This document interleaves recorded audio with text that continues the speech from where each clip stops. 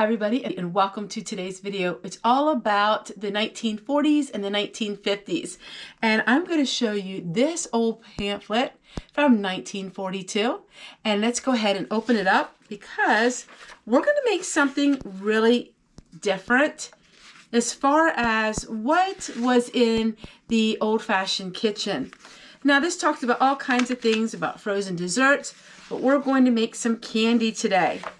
But we're going to make some chocolate candy, and it was chocolate clusters. Now, this one calls for peanuts, but I'm just using some walnuts that we have because I think the walnuts probably are a little bit better for you than the peanuts. Now, I have some of this chocolate. This stuff is absolutely amazing. This here is ready to use. It's shelf stable, and you can also use this to dip strawberries in it, all kinds of things. But I've made this before with this and used it with candy. The best candy, the old World War II style. Now, chocolate was something that was a delicacy.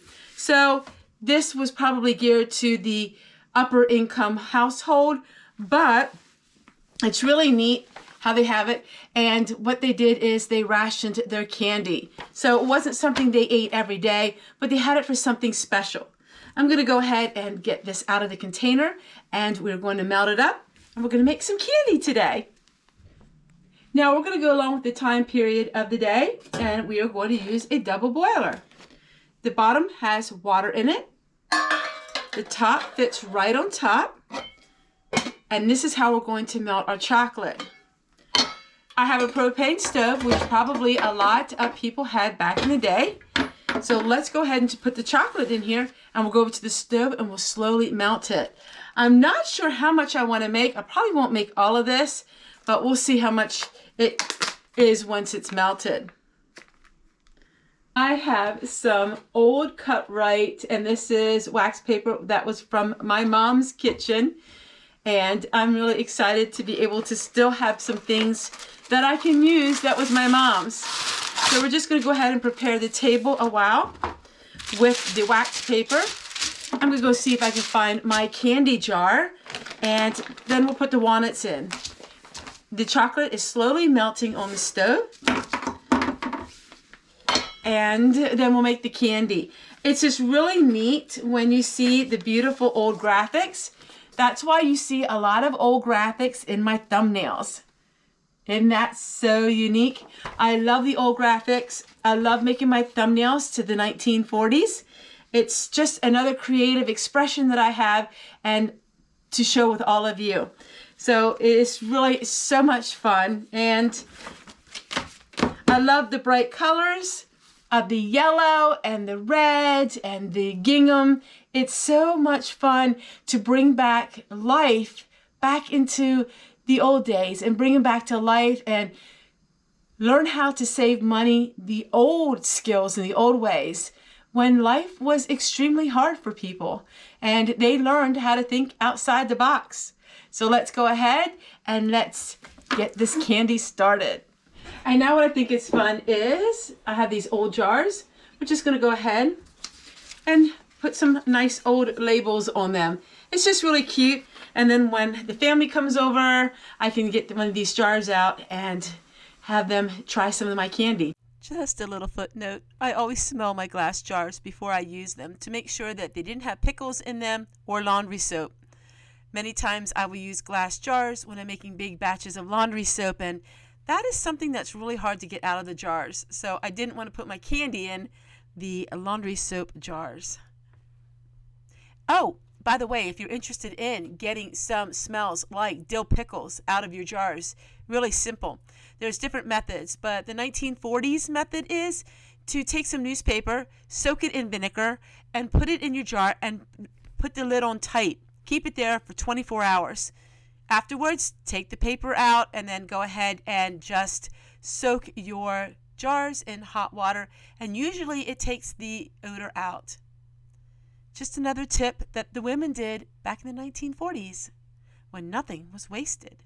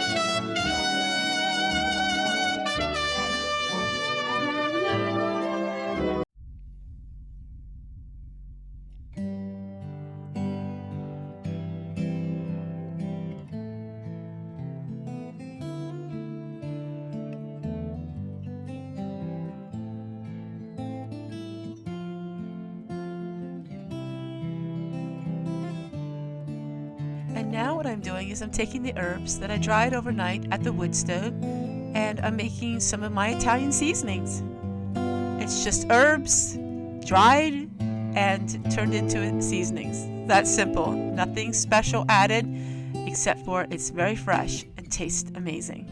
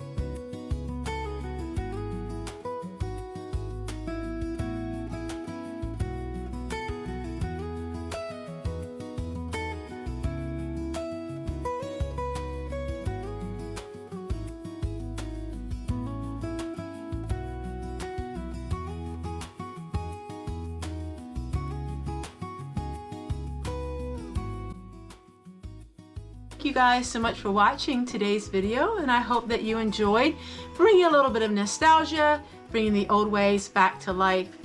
As I sit here by the fire, it's pretty chilly outside yet, and I was outside without a coat, so I'm just warming up here. I'm bringing back all the old Betty Crocker from the 1940s, 50s, and 60s. And here we have Good Housekeeping, and here we have Good Housekeeping. This is from 1945. And some of these were my grandma's books, and they are so fascinating. And I have some more videos coming out on milk and bread and eggs and cheese and all of those wonderful things that back in World War II, you know, there was so many different, I do not know what I'm saying. What was I saying? What? Rations is the word. Oh, keep forgetting my words. And I'm going to be bringing back some talks on milk and bread and cheese and things that were rationed and what wasn't rationed in World War II. Pretty interesting. I'll give you a hint. Bread was not rationed right away in the beginning of World War II. And then I found this little magazine snippet, and it recommended a book. And I'm really excited to share with all of you that I did order the book. Of course, it's from 1944, and it was really reduced. I was able to get it, and I'm going to share with you why that book is so important to me. I cannot wait till I get it. But I love looking at these old magazines and bringing the old ways back to life. Well, take care, everyone, and we'll see you guys on the next one. I'm really loving the red and the yellow and the checkered. I'm looking in my closets to see if I can find any more colors that would be from the 1940s. I really would like to get some 1940s aprons, but they're not very cheap on eBay. And so far, I haven't been able to sew one. Maybe someday I'll learn to sew better. But I'm learning to mend things and make do with what I got. Take care, everyone. I will see you guys on the next one. Oh, by the way, I put out daily videos. Did you know that? I put out a video every single day, 365 days of the year. I've been doing that for 9 years now. If you're interested, why don't you subscribe to my channel? That way you're notified every day when my video comes up. And it helps me out too.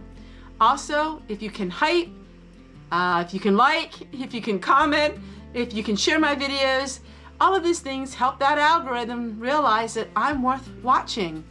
Take care, everyone. Bye, guys.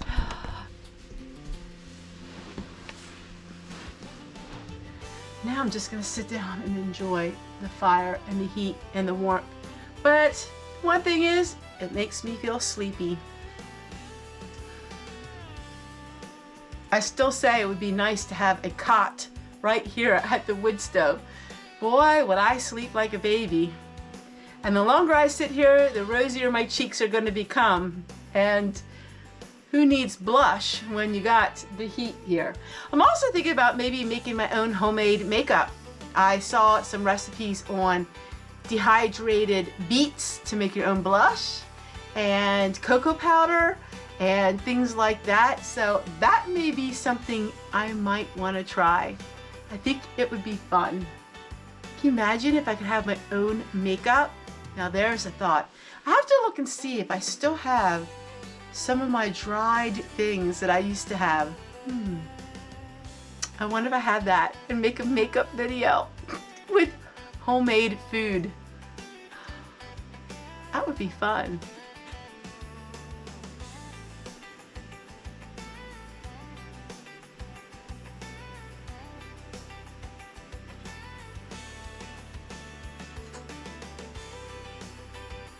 Hanging around, rainy days on Mondays always get me down.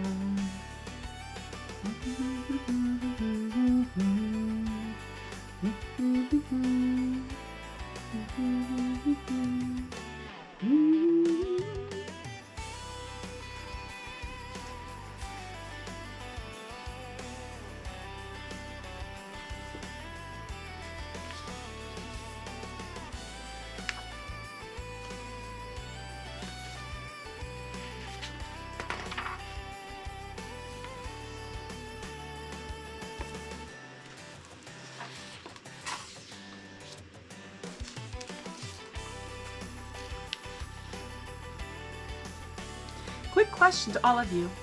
Do any of you remember a cookbook that your mom or your grandma had in the kitchen? Can you give me some ideas of some of the old cookbooks that were around?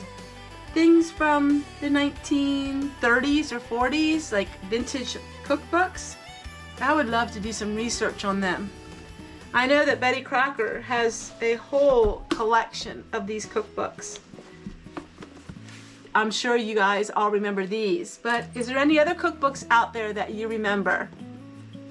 I think it would be fun if I could find them in the library.